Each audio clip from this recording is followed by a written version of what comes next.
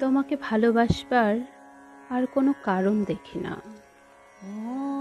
অথচ এখনো আমি শুধু তোমাকেই ভালোবাসি। কেন ভালোবাসি? কেন ভালোবাসি? কখনো ফের দেখা হলে কেঁপে উঠবে বুক, ঠিক প্রথম স্পর্শের মতো। হোক কোলাহল, জনারণ্য, তোমাকে আরেকবার দেখলে হয়তো সব দ্বিধা ফেলে আবারও ছুতে চাইব তোমাকে।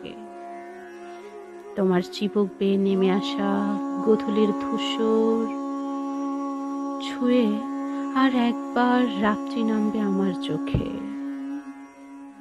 আমি তখন তোমাকে ছাড়া আর কিছুই দেখব না 10 দিকে।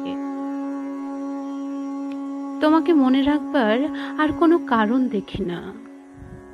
আর 10টা ভাঙনের মতোই ভেঙে গেছে আমাদের নীলিমা স্পর্শ করা যুগলবন্দি স্বপ্নের রেশ। আমরা আমাদের তিক্ততাকে ধারণ করে হেঁটে গেছি উত্তর অথবা দক্ষিণ, দুজন দুদিকে। তবু আমি তোমাকে ভুলতে পারি না। কেন পারি না?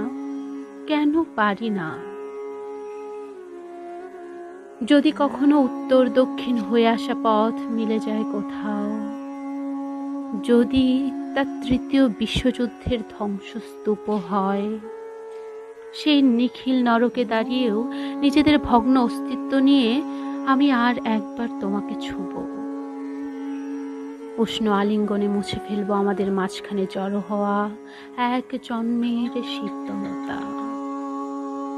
তোমার কপল বেয়ে নেমে আসা স্রেদ কিংবা লুহ আমার অথর ছুঁয়ে হবে মৃত্যুঞ্জয়ী।